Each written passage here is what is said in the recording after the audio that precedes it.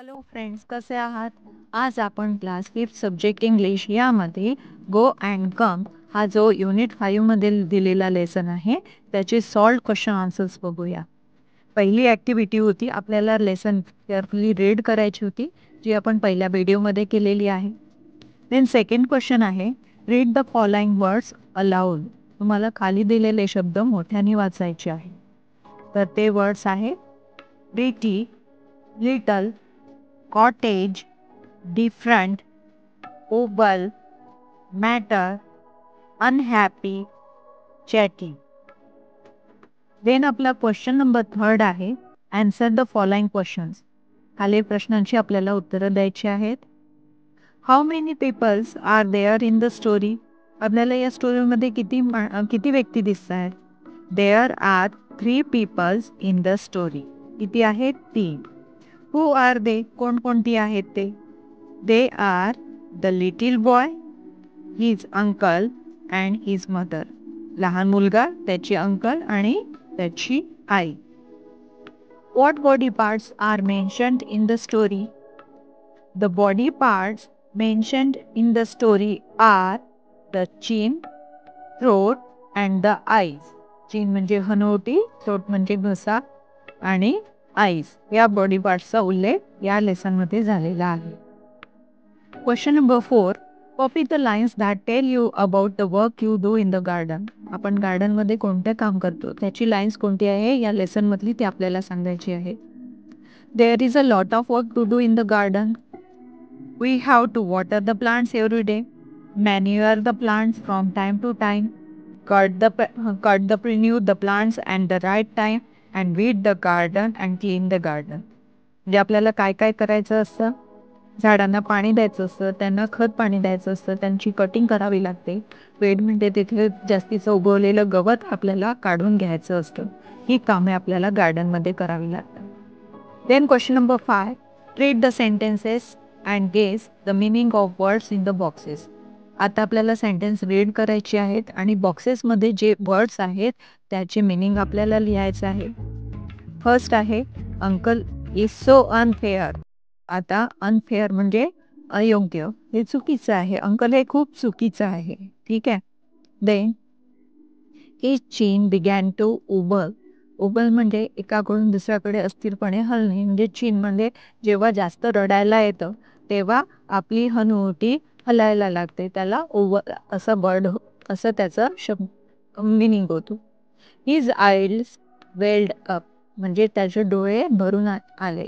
Weld up म्हणजे डोळ्यात पाणी आलं त्याच्या. Why do you look so unhappy. Unhappy म्हणजे दुःखी. Then question number 6, start a collection of opposite words. आपल्याला अपोजिट वर्ड्स त्यांचं कलेक्शन करायचं आहे. इथे ॲक्शन वर्ड्स दिलेली आहेत. Go opposite come, give opposite take, ask opposite tell किंवा answer, push pull, throw catch. Then describing words आहेत म्हणजे ऑब्जेक्ट्स किंवा पीपल्स यांच्यासाठी. Little, big, different opposite same, sad opposite glad or happy. Then clean, dirty or unclean, good opposite bad. Then for action, now opposite then, up opposite down, inside opposite outside, right opposite wrong, slowly opposite quickly.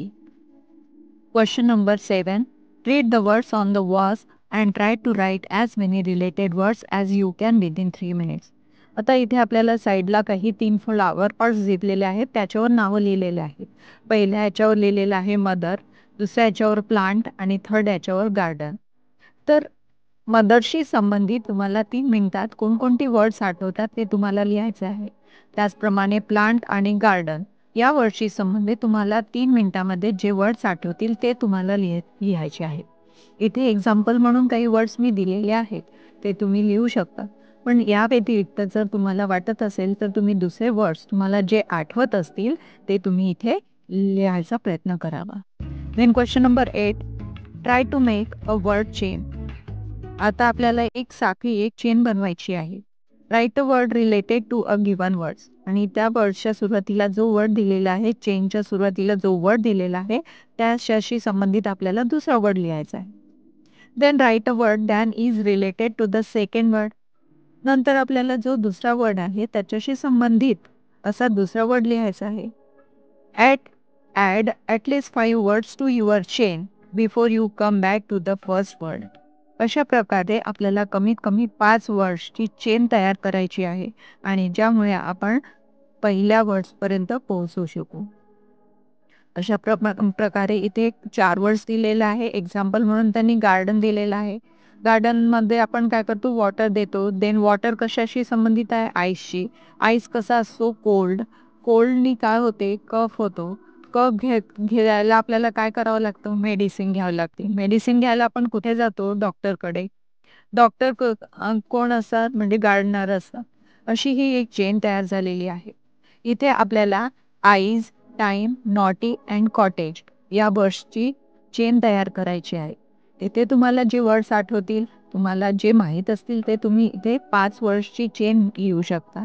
इथे example म्हणून मी इथे दिलेले आहेत. अशा प्रकारे आपल्याला या लेसनची activity पूर्ण झालेली आहे. मला आशा आहे तुम्हाला समजलं असेल. Thank you.